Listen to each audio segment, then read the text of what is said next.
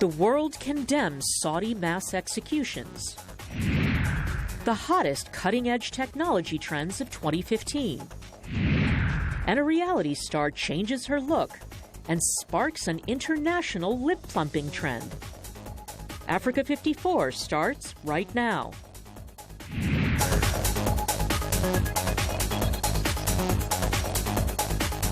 Good evening and welcome. I'm Vincent Makori. This is Africa 54. Now, tensions are high in the Middle East following Saudi Arabia's most recent mass execution, the largest in 30 years, which has sparked international condemnation.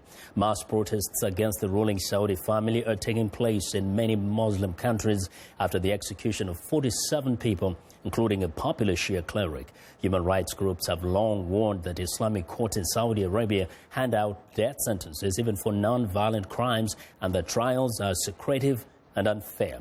Viewers, Zlatitsa Hoke has our report.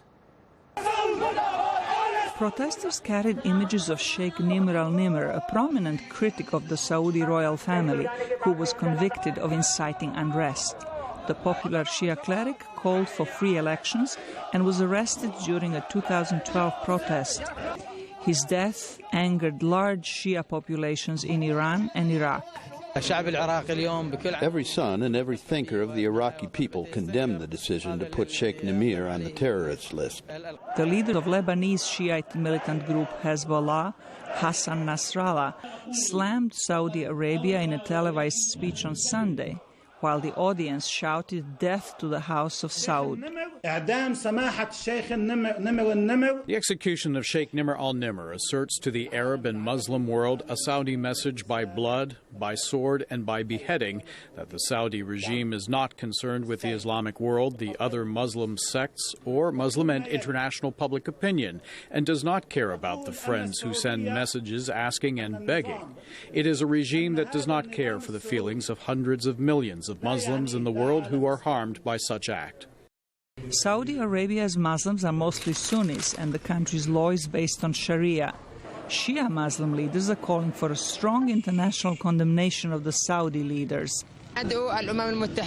We call on the United Nations and human rights organizations all over the world to stand strongly against the tyranny of the House of Saud and the criminal murder of Sheikh Nimr Bakir al-Nimr. If the world doesn't speak out now, then when? The Desert Kingdom is home to Islam's holiest sites, Mecca and Medina, which are under the king's control, a situation that many Muslims worldwide resent. Today, on the martyrdom of al-Nimr, we are out in full force to protest and demand that Saudi Arabia hand over the holy places to all Muslim nations jointly, as they are not qualified to be the custodian of holy places, so that all Muslim countries take control of holy places in their hands jointly. Most of those put to death were alleged Sunni militants, and most of them were Saudi citizens. Zlatitsa Hoke, VOA News, Washington.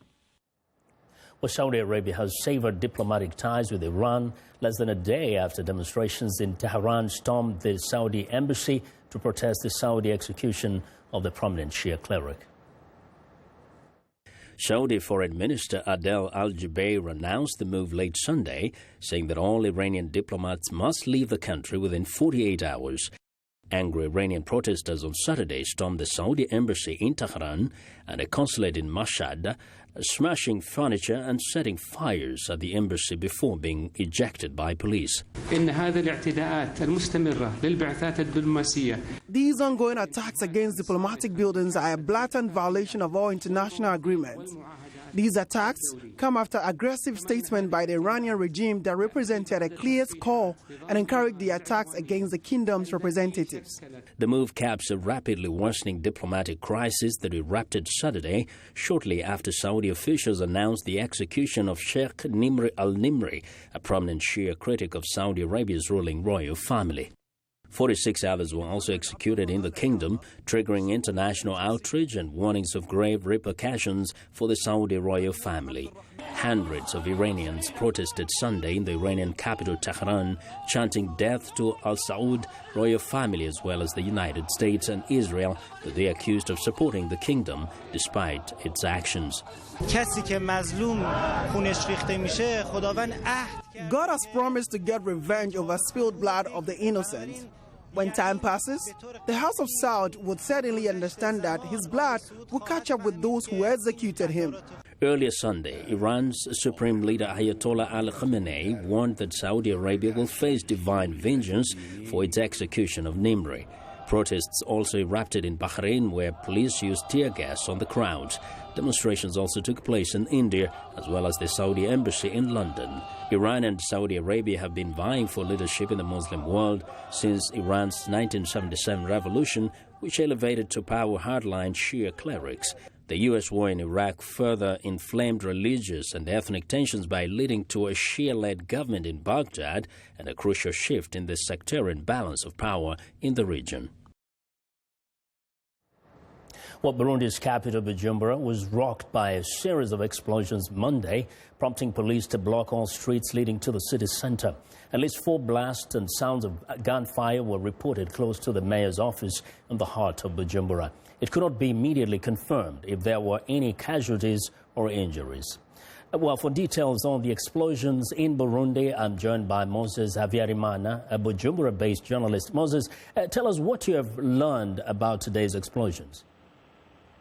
Well, according to the police spokesman, I've held a press conference just late today and just confirmed that 3 people have been injured in these separate grenade attacks in the Burundi capital after a relatively calm town after the New Year, which possibly could have been, which saw the night hour shootings and disrupted the parties, which actually the citizens who went for prayers and who went for different activities. So this is happening in the eve of the 2 days when the government and the opposition are set to go to Arusha to restart the dialogue, which was initially relaunched last week in Kampala. Now, does anybody have an idea or any idea who is behind these attacks or these explosions? Yes, the police spokesman and the Burundi government have continually said that they are still carrying out investigations on who are these armed groups. However, there haven't been any group which have come to claim these attacks. But we have seen these recent attacks, targeted attacks, continuing since President Pierre Nkurunziza sat in the helm as the president, running for the controversial 3rd term in the office. So no group has come yet to claim of these attacks. However, the Burundi government has also been reluctant to say who exactly is behind these attacks. Now, Moses, the talks are going to continue in Arusha, but when you assess the situation in the country, have those talks, first in Kampala and now the upcoming in Arusha, lessened the tensions that have been existing since the elections? Yes, we have seen a new rebellion. A former Burundi army officer who fled the country declared to be creating a new rebellion. This came in the eve of the relaunching of the dialogue in Kampala.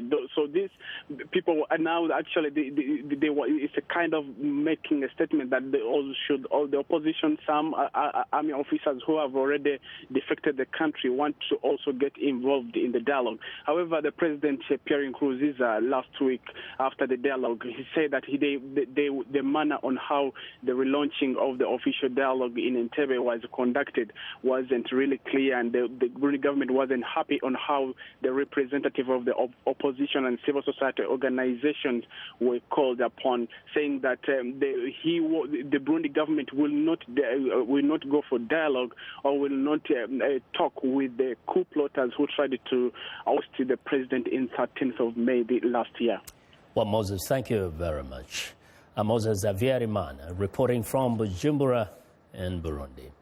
Well, in global business news, the Dow Jones Industrial Average is down more than 400 points on Monday. This comes on the heels of stock prices in China and other Asian markets plunging on the first trading day of the new year, triggering significant falls in prices on European markets. After a key index of 300 Chinese stocks dropped 5% in the early afternoon, trading was automatically halted for 15 minutes, utilizing a recently introduced circuit breaker mechanism. And our brokers say that that further panicked many mainland Chinese retail traders who suddenly found themselves unable to sell. The plunge resumed after the brief pause and when the list of the top stocks in the Shenzhen and Shanghai markets registered a 70% decline a few minutes later. All trading was stopped for the rest of the day.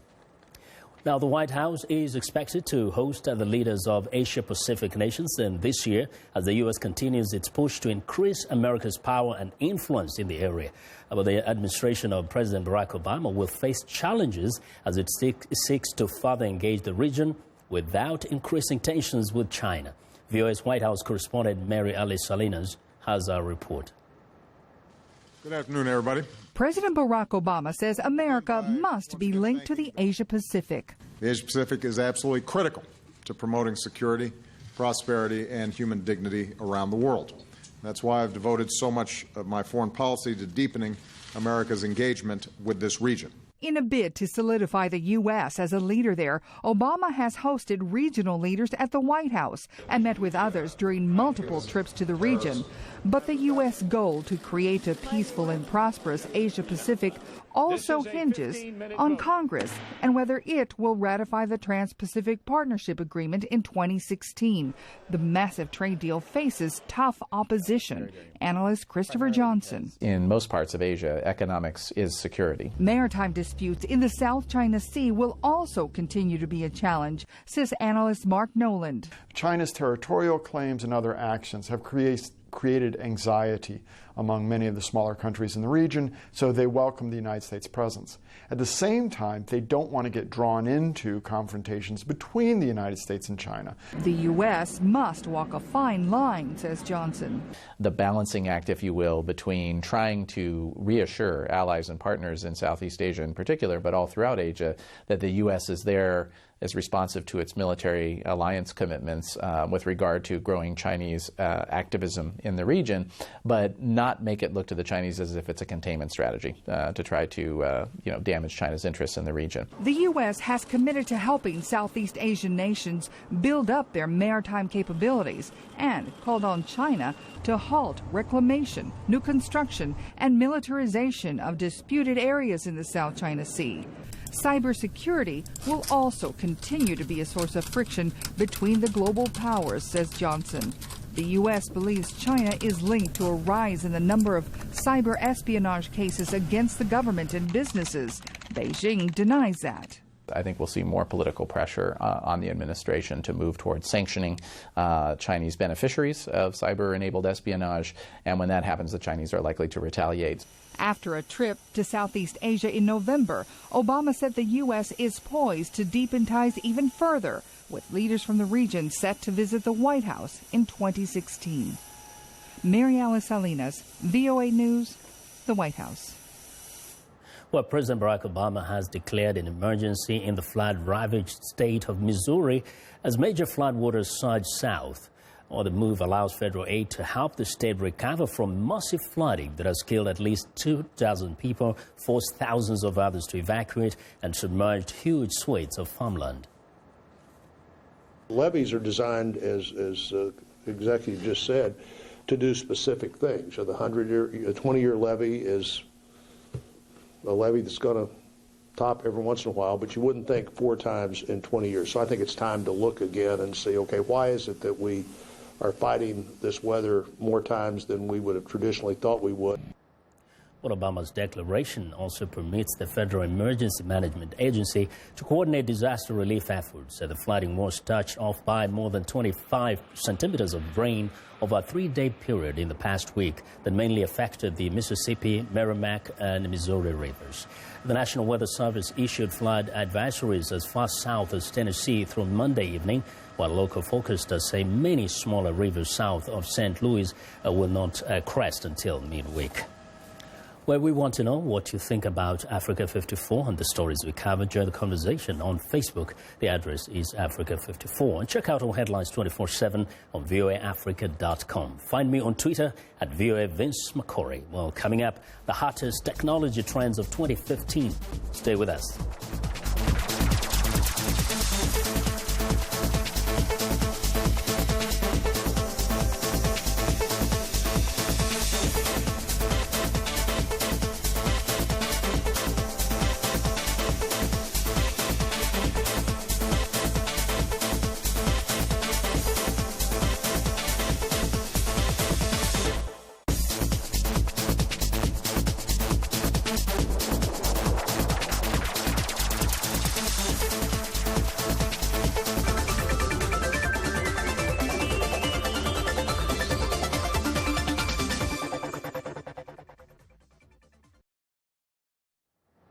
Well, technological innovations during 2015 strongly pointed toward areas such as robotics, automation, increased use of portable electronics, and wider use of sustainable power sources. Here's VOA's George Putic.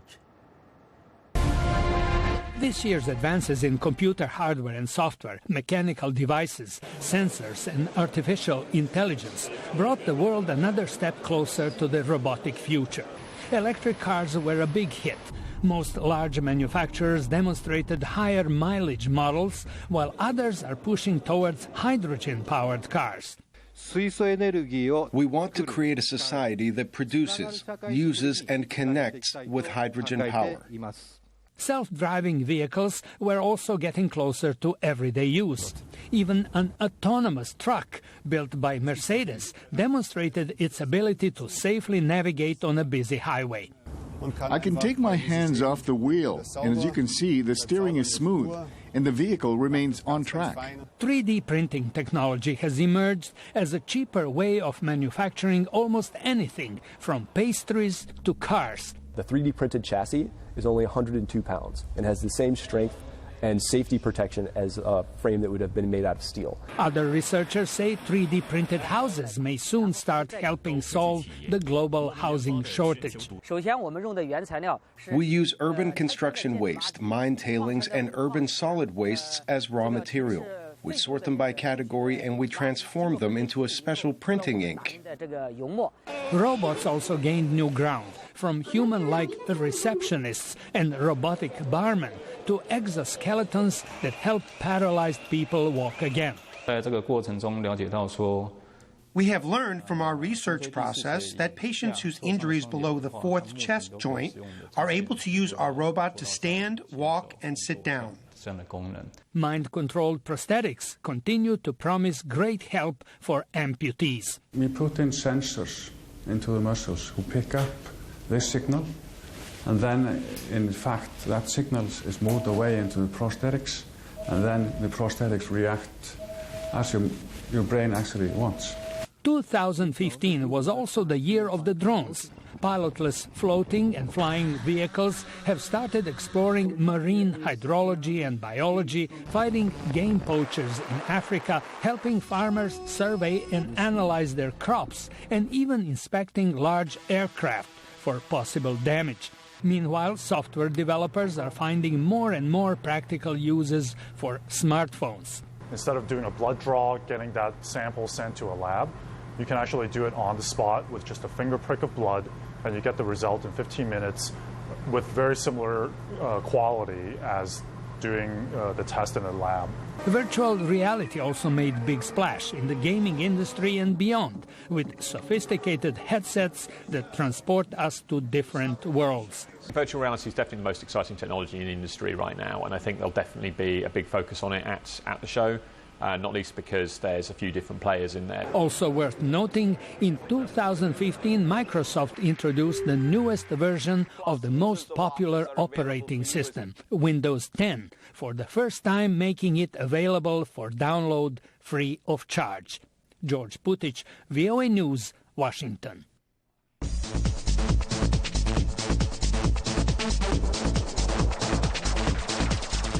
Well, Washington's historic Congressional Cemetery has adopted a new low-tech method of weeding, which is both cost-effective and environmentally sensitive. And the new workforce does not care about salaries, benefits, or holidays.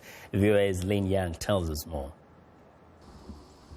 Located near Capitol Hill, Congressional Cemetery is the only American cemetery of national memory founded before the Civil War.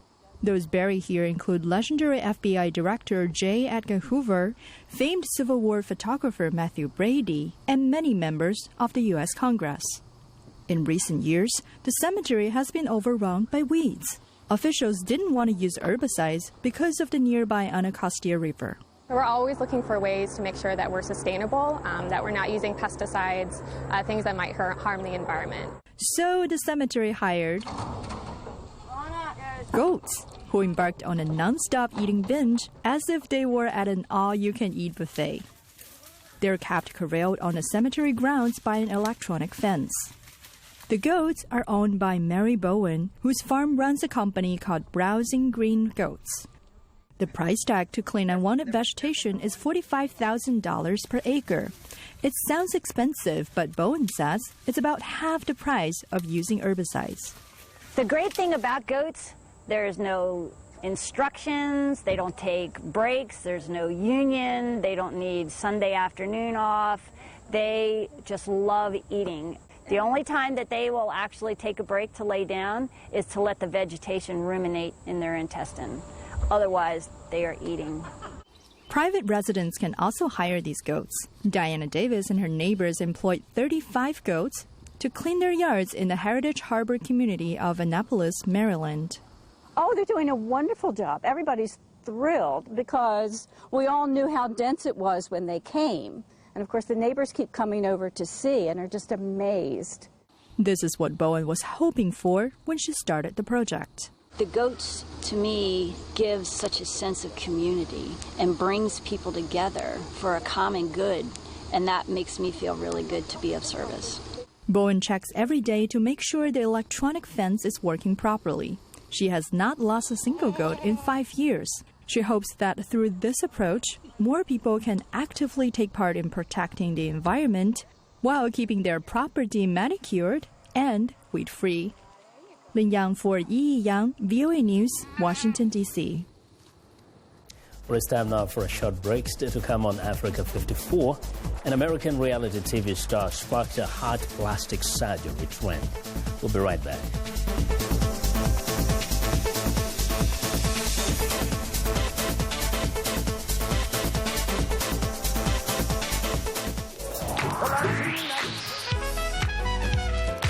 Every song has a different meaning to each person that hears it and interprets it differently. Border Crossings is unique in that it lets the listeners decide what we're playing. But we bring in guests so that our audience has access to some of the biggest names in pop music today. And we reach out to the audience each and every day in different ways.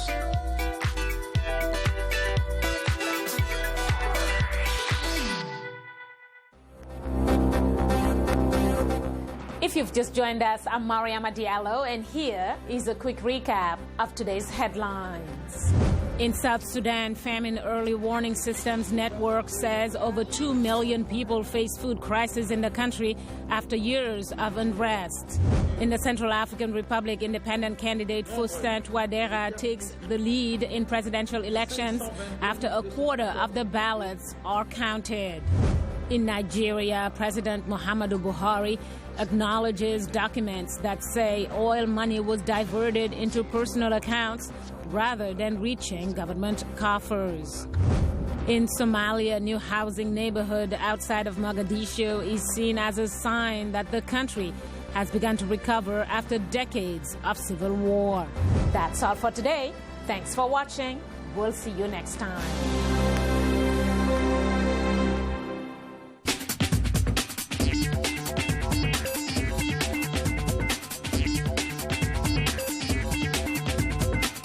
Welcome back to Africa 54. Here's what's trending. Virtual is set to become reality at trending Set Tech Fest. Now, the Consumer Electronics Show in Las Vegas, with numerous companies set to exhibit market-bound headsets. Despite games makers taking the lead in VR technology, various industries are slowly grasping the potential applications that lie waiting in the virtual world. As digital downloads squeeze physical music sales, touring and live performances are becoming increasingly profitable. A virtual reality concert offers musicians an awaiting arena with an unlimited capacity. Well, next up, Qatari hotels are hoping to attract more visitors by targeting halal-conscious tourists. Halal hotels would abide by Islamic law, not serving products containing alcohol or pork. The hotels could also have gender-segregated swimming pools and spa facilities, which would attract more Muslim women and those following a modest dress code. One hotel director says the halal hotels could be just as profitable as those serving alcohol if they targeted the right customers, which could include tourists with specific dietary requirements and athletes, as well as Muslim families. Well, and finally, what would a trend roundup be without a mention of the trend queen of 2015?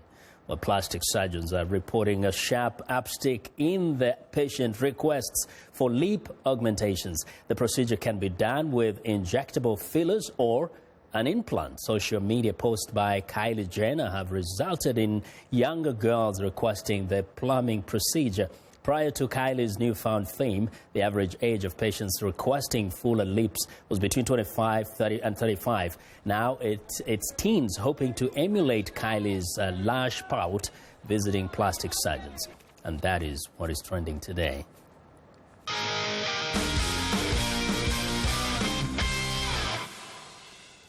Well, it's now time for sports. Here's Sonny Young with us, Sunny Side of Sports. Hello, Sonny. Hello, Vincent, and sporty New Year's greetings to our Africa 54 viewers. Long-distance runners from neighboring Kenya and Ethiopia began 2016 with victories at the Xiamen International Marathon in China. Ethiopia's Worknesh Edesa won the women's title in 2 hours, 24 minutes, and 4 seconds. A personal best by more than 7 minutes. It marked the 7th year in a row an Ethiopian woman won the race. Kenya's Vincent Kipruto was the overall winner in China. He had an official time of 2 hours, 10 minutes, and 18 seconds.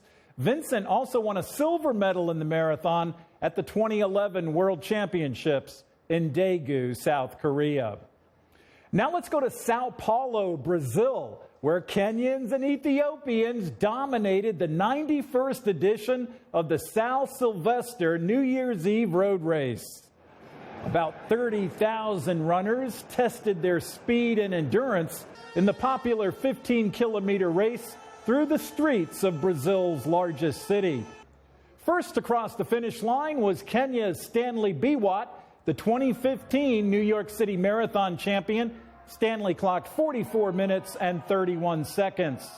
In the women's race, Ethiopia's Yemer Ayalu won for the 2nd year in a row, finishing the course in 54 minutes and 1 second, only 2 seconds ahead of Kenya's Delvina Maringor. I'm VOA's Sonny Young, and that's the sunny side of sports. Vincent? Well, thanks a lot, Sonny. Indeed, we could say Kenyans had quite a good run. The year before, only the doping stories a little bit. Yes, I look for more Kenyan and Ethiopian victories in 2016. Well, thanks a lot, and remember to join the sunny side of sports every Monday and Friday right here on Africa 54. And that's our show for today. Be sure to watch Africa 54 on our website at voaafrica.com. For more news, tune in to VOA's evening radio show Africa News Tonight at 1800 UTC. And in the mornings today, Break Africa between 0300 and 0600 UTC Monday through Friday. Thanks a lot for watching from all of us in Washington. Have a good night. Welcome to English in a Minute. Is this expression only used with guys named Jack? Jack of all trades. You might think Anna and Jonathan are talking about a friend named Jack, but you'd be wrong. Hey, I just got hired to bake a cake for my friend's wedding. Wait, you're a baker? I thought you were a reporter. I'm a reporter and a baker. Wow, you really are Jack of all trades. And I can do this. A jack of all trades is a person who has many skills. Anna is a reporter, a baker, and she can do that thing with her arms. Jack used to refer to a common working man. But these days, you can use this expression for a man or a woman, and that's English in a Minute.